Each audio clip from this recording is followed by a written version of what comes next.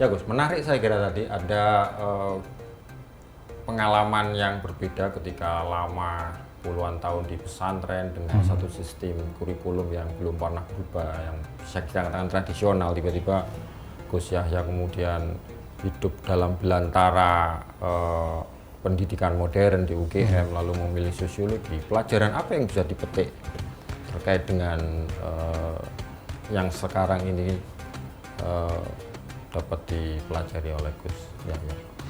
Ya, pertama-tama bahwa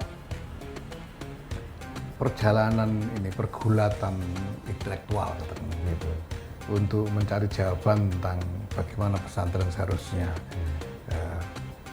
menyesuaikan diri dengan perubahan itu yang kemudian menjadi pemicu ketertarikan saya kepada Gus Dur sebetulnya. Karena Gus Dur pada tahun 80-an bertepatan dengan ketika saya mulai belajar sosiologi itu banyak sekali mengangkat wacana tentang pesantren. Ya, betul. Nah, yang saya pahami kemudian adalah bahwa memang pesantren ini perlu menemukan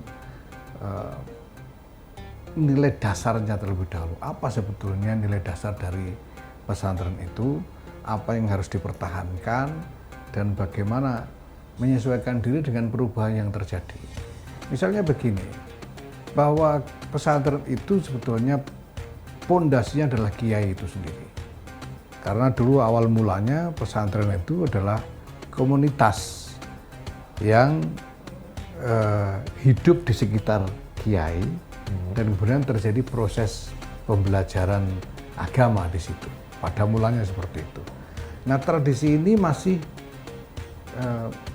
mengendap sampai sekarang di dalam mentalitas kiai maupun santrinya, masih mengendap. Baik, termasuk juga dengan masyarakat di lingkungan pesantren. Nah, saya kira ke depan yang diperlukan pesantren bukan hanya sofistikasi atau pencanggihan lembaga saja, tetapi juga menemukan tempat yang tepat di tengah-tengah konstelasi kemasyarakatan yang ada sekarang. Nah, ini yang menjadi PR berat untuk pesantren sebetulnya, tetapi kita sudah melihat macam-macam eksperimen percobaan-percobaan dilakukan oleh jumlah kiai, termasuk kiai-kiai besar kita yang berhasil. Yang ini kita harapkan nantinya akan menjadi model-model yang bisa direplikasi, ditiru oleh pesantren-pesantren yang lain. Seperti misalnya dulu sejak tahun 1911 itu Kiai Hasyim Asy'ari, Hadratus Syekh, telah menginisiasi sistem belajar secara kelas, dengan kelas-kelas yang sebelumnya tidak ada di pesantren. Mengadopsi modern ya? Iya, jadi mengadopsi sistem kelas. Nah, ini terbukti kemudian berkembang karena juga ada kesesuaian dengan model pendidikan formal yang berkembang kemudian.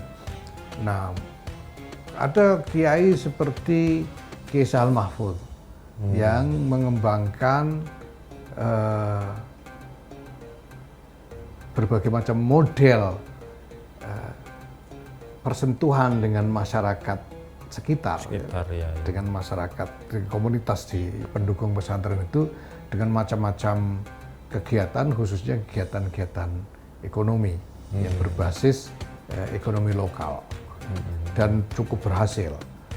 Pengembangan macam-macam hasil bumi menjadi produk-produk pangan yang baru dan sebagainya. Ada pesantren seperti pesantren Sidogiri yang memang pesantren paling tua, paling besar, ya, santrinya sampai belasan ribu. Ini mengembangkan macam-macam cabang usaha ekonomi yang dimiliki oleh pesantren dan berkembang luar biasa sukses, ya. Besar sekali sekarang asetnya. Nah, yang begini-begini ini menjadi model-model yang berhasil, model-model eksperimental tadinya, tapi sudah berhasil dan bisa dikembangkan oleh pesantren nantinya.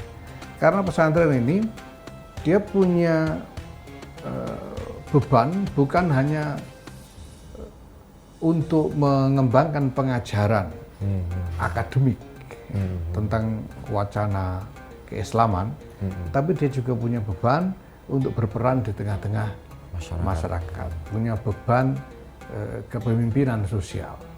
Sehingga pesantren memang juga harus berpikir tentang bagaimana dia bisa menggiring masyarakat pendukungnya ini, komunitas pendukungnya ini ke arah ke format transformasi yang lebih baik, ya, yang meningkatkan kualitas hidup dari masyarakat itu sendiri. Ini bukan hanya pendidikan, lembaga pendidikan saja ya, tetapi harus memiliki satu karakter yang kuat. Persis. Ya bukan segala karakter yang kuat, tapi ini konsolidasi komunitas yang watak dasarnya sebetulnya independen dari dulu. Ya, jadi kalau kita runut sejarahnya ya, secara sosio-historis ya, dulu itu pada mulanya pesantren ini adalah bagian dari struktur kepemimpinan sosial asli di Nusantara ini yang memang berwatak sangat federatif. Kerajaan-kerajaan di Nusantara ini dari dulu itu tidak pernah mengembangkan kontrol total kepada warga, tapi selalu membiarkan enklave-enklave komunitas yang independen. Asalkan tidak memberontak, tidak melawan kepada raja, mereka dibiarkan hidup secara independen. Bahkan tidak ada komunitas-komunitas yang tidak dibebani pajak ya, dan seterusnya. Nah, para perintis Islam di Nusantara ini kemudian terserap di dalam kepemimpinan struktur kepemimpinan lokal ini. Mereka menjadi pemimpin-pemimpin lokal yang independen juga. Nah, pesantren tumbuh dari situ, sehingga pemimpin-pemimpin lokal ini fungsi utamanya pertama-tama jelas adalah fungsi politik, karena dia merupakan kepemimpinan sosial di dalam enklave komunitas, kantung komunitas yang independen. Nah, kiai-kiai pesantren ini mewarisi tradisi ini di dalam mentalitas, di dalam mindset mereka ini mewarisi tradisi ini.